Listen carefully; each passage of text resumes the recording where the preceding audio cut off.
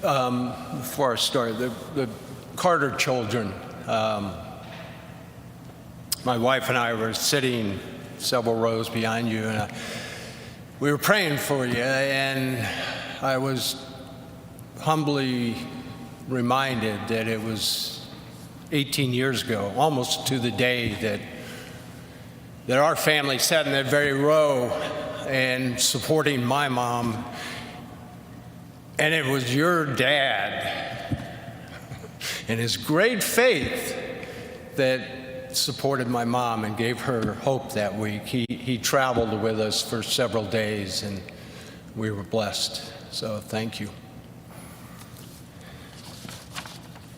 God did a good thing when he made your dad. Jack, Chip, Jeff, Amy, Mr. President, Madam Vice President, former presidents, first ladies, members of the House of Representatives and the Senate, justices of the Supreme Court, distinguished guests, ladies and gentlemen. In the twilight of my dad's life, Dad and President Carter spoke by phone, and Dad asked President Carter if he would do a eulogy at Dad's funeral.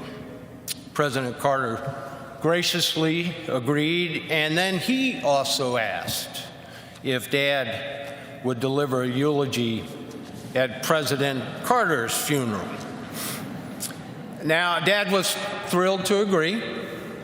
After that call, as you can imagine, both of them got off the phone and had a pretty good chuckle, considering which one of them would return in person to deliver that second eulogy.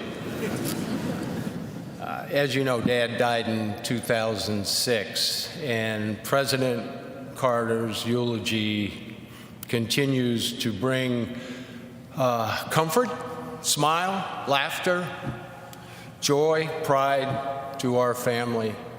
And thus, on behalf of my dad, it's an honor to share Dad's eulogy to his old friend. I can just see my dad getting his yellow legal pad out with his pen and writing this for his beloved friend. By fate of a brief season, Jimmy Carter and I were rivals. But for the many wonderful years that followed, friendship bonded us as no two presidents since John Adams and Thomas Jefferson. It is said that President Adams' last words were, "Thomas Jefferson still survives." Now, since Jimmy has a good decade on me, I'm hedging my bets by entrusting my remembrances of Jimmy to my son, Steve. According to a map, it's a long way between Grand Rapids, Michigan, and Plains, Georgia. But distances have a way of vanishing when measured in values rather than miles. And it was because of our shared values that Jimmy and I respected each other as adversaries, even before we cherished one another as dear friends. Now, this is not to say that Jimmy never got under my skin, but has there ever been a group of politicians that didn't do that to one another? During our 1976 contest, Jimmy knew my political vulnerabilities, and he successfully pointed them out. Now, I didn't like it, but little could I know that the outcome of that 1976 election would bring about one of my deepest and most enduring friendships. In the summer of 1981, the two of us found ourselves together again, this time aboard Air Force One, bound for the funeral of the great peacemaker Anwar Sadat. There's an old line to the effect that 2 presidents in a room is one too many. Frankly, I wondered how awkward that long flight might be to Cairo, and it was a long flight, but the return trip was not nearly long enough, for it was somewhere over the Atlantic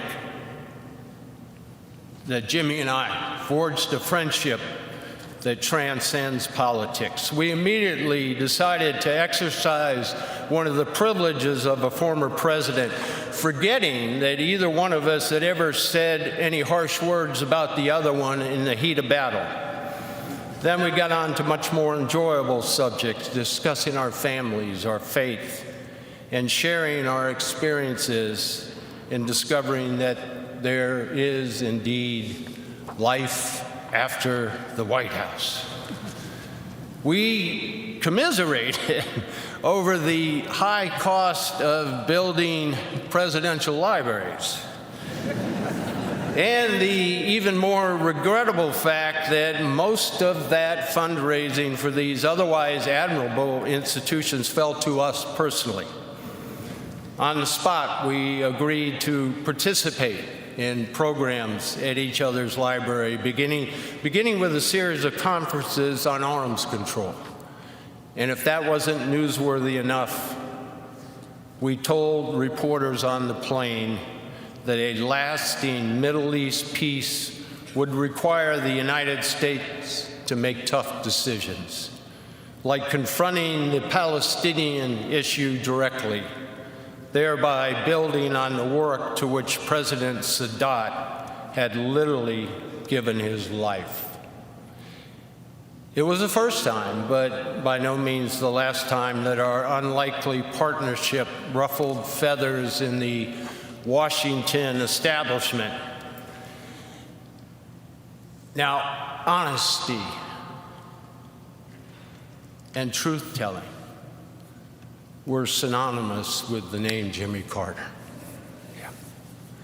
Those traits were instilled in him by his loving parents, Lillian and Earl Carter, and the strength of his honesty was reinforced by his upbringing in the rural South, poised on the brink of social transformation.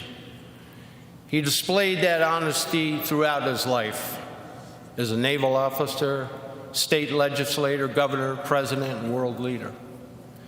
For Jimmy Carter, honesty was not an aspirational goal, it was part of his very soul. Now, I think Jimmy wrote more books than any former president. Once asked if he really enjoyed writing, he replied with that familiar twinkle in his eye, "It beats picking cotton." But I think he enjoyed writing for another reason. As an author, he was under no pressure to tailor his opinions to some political constituency or potential contributor. Now, both of us had experienced the harsh reality that defeat at the polls can be painful, but we also came to know a more important consequence. Political defeat and writing can also be liberating. If it frees you to discuss topics that aren't necessarily consistent with short-term political popularity.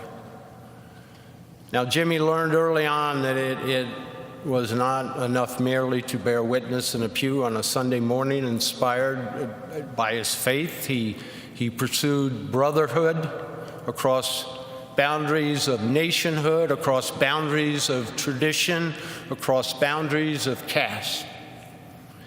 In America's urban neighborhoods and in rural villages around the world, he reminded us that Christ had been a carpenter. And in third world villages, he successfully campaigned not for votes, but for the eradication of diseases that shame the developed world as they ravage the undeveloped one. Now, of course, not all of Jimmy's time was spent building houses, eradicating disease, brokering ceasefires, monitoring elections. While Jimmy is probably the only former president to conduct a weekly Bible class, I know for certain he is the only former president to perform a duet of On the Road Again with Willie Nelson. Georgia wasn't just on Jimmy's mind, it was in his blood. However far he traveled, he never forgot where he came home to, or where now, in the end, he would finally come home to.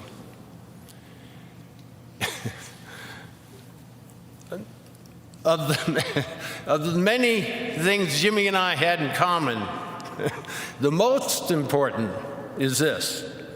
We both married way above ourselves, way above. With Jimmy, every step of the way was his first lady from Plains. In a life rich with blessings, none was greater for Jimmy than the love he shared with Rosalind and the love the two of them shared with their children, grandchildren, great-grandchildren. Like Jimmy, Rosalind was and is a symbol of American compassion. Like no other First Lady in our history, Rosalind Carter is indeed a true citizen of the world. And she became a beloved friend to my wife Betty and me and to all the Ford family. While the Carter and Ford men were decidedly mixed record when it came to lobbying Congress, Rosalind and Betty were unbeatable in their advocacy for millions of people whom they brought out of the shadows of despair and shame.